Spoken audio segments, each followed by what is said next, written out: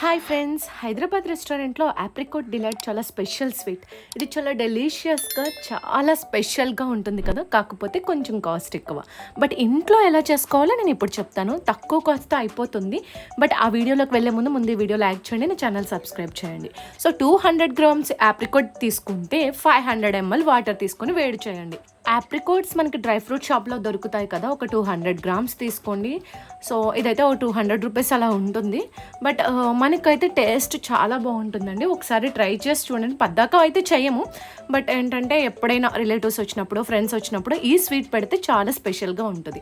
So ఇలా dry fruits తీసుకొని దాంట్లో మనం హీట్ చేసాం కదా, ఆ టోటల్ 500 ml వాటర్ని వేసేసేయాలి. సో అది వేసి ఒక 4 to 5 అవర్స్ నానబెట్టాలి, లేదా ఓవర్ నైట్ నానబెట్టుకుంటే ఇంకా బాగుంటుంది. ఎక్కువ ఎంత నానితే అంత బాగుంటుంది. సో ఇలా పెద్దగా అవ్వాలి. బాగా నానిన తర్వాత వాటిని తీసుకొని ఒక ప్యాన్ పెట్టుకొని హీట్ అయ్యాక వాటర్తో సహా మొత్తం వేసేసేయండి. సో అది వేసిన తర్వాత అందులో 1/2 కప్పు షుగర్ యాడ్ చేయండి. సో షుగర్ యాడ్ చేసిన తర్వాత మూత పెట్టేసి ఒక 10 to 15 మినిట్స్ ఉడకనివ్వాలి. కొంచెం టైం అయితే ఎక్కువే పడుతుంది ఉడకడానికి. ఈ స్వీట్ ఒక్క పీస్ ఆర్డర్ చేస్తే మనకు వచ్చేసరికి 150 రూపీస్ తీసుకుంటారు. ఇంకా ఎక్కువే ఉంటుంది కొన్ని రెస్టారెంట్లో. బట్ మనం చేసుకుంటే తక్కువ కాస్ట్తో అయిపోతుంది. ఎక్కువ మంది తినొచ్చు, 10 to 15 మెంబర్స్ వరకు తినొచ్చు. అంత ఈజీ ప్రాసెస్. ఆప్రికాట్స్ డైరెక్ట్గా తినడానికి ఇష్టపడని వాళ్ళు ఇలా స్వీట్ చేసుకొని తినొచ్చు.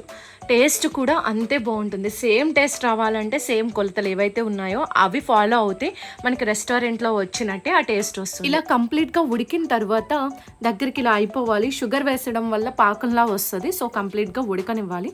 ఇలా అయిన తర్వాత ఒక మిక్సీ జార్లోకి తీసుకొని దాన్ని మెత్తగా పేస్ట్ చేయండి. సో ఇలా కంప్లీట్గా మిక్సర్ లాగా పేస్ట్ చేసుకోవాలి.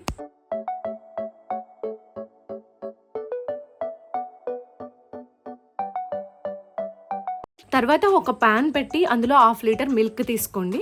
సో ఈ పాలు బాగా వేడవ్వాలి. ఒక పొంగు వచ్చేంత వరకు కూడా వేడి చేయాలి. ఇలా కలపడం వల్ల అడుగంటదు పాలు అనేవి. అందులో వచ్చేసరికి తర్వాత ఒక 1/2 కప్పు షుగర్ కూడా యాడ్ చేయండి. షుగర్ యాడ్ చేసిన తర్వాత ఒక 5 మినిట్స్ మరిగించండి. ఎక్కువ మరగనవసరం లేదు, ఒక 5 మినిట్స్ మరిగితే సరిపోతుంది.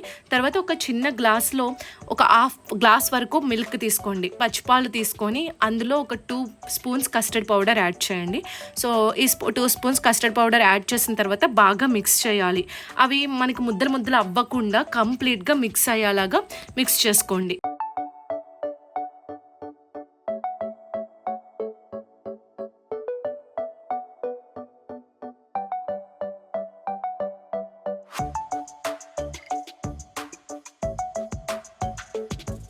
తర్వాత మిల్క్లో ఈ కస్టర్డ్ పౌడర్ మొత్తం యాడ్ చేసేయండి. యాడ్ చేశాక కలుపుతూ ఉండండి, ముద్దలు అవ్వకుండా.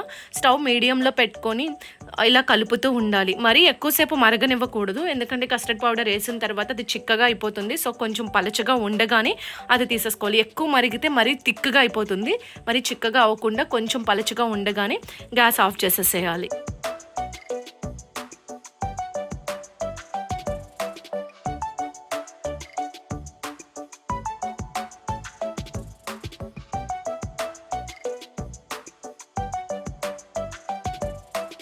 ఇది ఒక గిన్నెలో తీసుకొని అందులో ఒక 1 స్పూన్ వెనిలా ఎసెన్స్ యాడ్ చేయండి.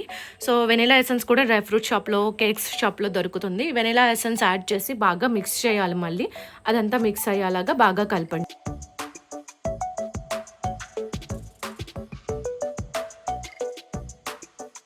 తర్వాత ఫ్రెష్ క్రీమ్ తీసుకోండి. 1 కప్ ఫ్రెష్ క్రీమ్.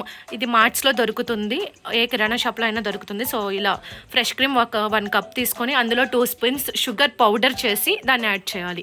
సో ఈ షుగర్ పౌడర్ ఏంటంటే షుగర్ వేస్తే బాగా కరగదు. సో పౌడర్ వేసుకొని బాగా కరిగేలాగా మిక్స్ చేయాలి. మొత్తం షుగర్ పౌడర్ని ఇలా మిక్స్ అయిపోయిన తర్వాత బ్రెడ్ ఉంటుంది కదా, వెనీలా బ్రెడ్ ఉంటుంది కేక్స్ షాప్లో. సో ఇలా వెనీలా బ్రెడ్ తీసుకొని దాన్ని నార్మల్ బ్రెడ్ స్లైసెస్ లాగా కట్ చేసుకోవాలి. ఇలా ఒక 2 స్లైసెస్, లేదంటే మీకు కావాలంటే ఒక 3-4 స్లైసెస్ కూడా కట్ చేసుకోవచ్చు. దాన్ని ఇలా కట్ చేసి పెట్టుకోండి.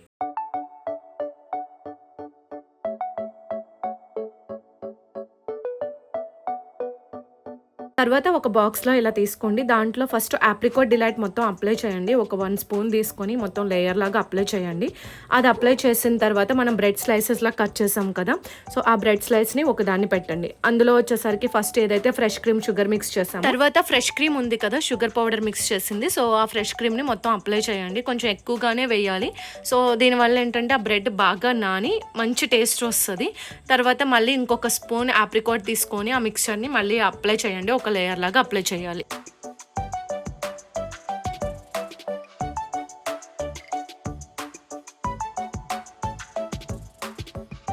నెక్స్ట్ కస్టర్డ్ పౌడర్ తీసుకున్నాం కదా, కస్టర్డ్ పౌడర్ మిక్సర్, సో అది మొత్తం అప్లై చేయండి. ఇది కూడా బాగా ఎక్కువ వేయడం వల్ల టేస్ట్ బాగుంటుంది. సో ఇలా కస్టర్డ్ పౌడర్ వేసాక మళ్ళీ సేమ్ ఇప్పుడు ఏదైతే చేసామో అలాగే ఒక బ్రెడ్ పెట్టి సేమ్ అలాగే ప్రాసెస్లో ఫ్రెష్ క్రీమ్ యాడ్ చేసి తర్వాత మళ్ళీ ఆప్రికాట్ మిక్సర్ని అందులో ఒక స్పూన్ తీసుకొని అప్లై చేసి అగైన్ మనం కస్టర్డ్ పౌడర్ ఏదైతే మిక్సర్ పాలతో చేసామో ఆ కస్టర్డ్ మిక్చర్ని ఈ బ్రెడ్ పైన మొత్తం యాడ్ చేయండి. సో ఈ కస్టర్డ్ మిక్చర్ అనేది మనకి ఐస్ క్రీమ్స్లో కూడా యూస్ చేస్తారు. చాలా టేస్టీగా ఉంటుంది. సో మనం ఎక్కువ వేసుకున్నా ఏం కాదు, టేస్టీగా అనిపిస్తుంది. దాని తర్వాత పిస్తా బాదం పలుకులుగా కట్ చేసేసి అవి కూడా యాడ్ చేసేసేయండి. సో ఇంకా మన దగ్గర ట్రూటీ ఫ్రూటీ ఉన్నా కూడా అవి కూడా యాడ్ చేస్తే ఇంకా డెలిషియస్గా కనిపిస్తుంది, బాగుంటుంది. సో ఇలా మొత్తం యాడ్ చేసిన తర్వాత దీన్ని ఒక 4 to 5 అవర్స్ ఫ్రిడ్జ్లో పెట్టండి. సో ఫ్రిడ్జ్లో పెట్టి తర్వాత 4 అవర్స్ తర్వాత తీసి కట్ చేసుకొని తినేయడమే. సో చాలా టేస్టీగా ఉంటుంది. మనకి రెస్టారెంట్లో ఎలా అయితే ఉంటుందో టేస్ట్, బాగా అన్ని కొలతలు పర్ఫెక్ట్గా ఉంటే కనుక టేస్ట్ మాత్రం అదిరిపోతుంది. సో ఒకసారి ట్రై చేయండి.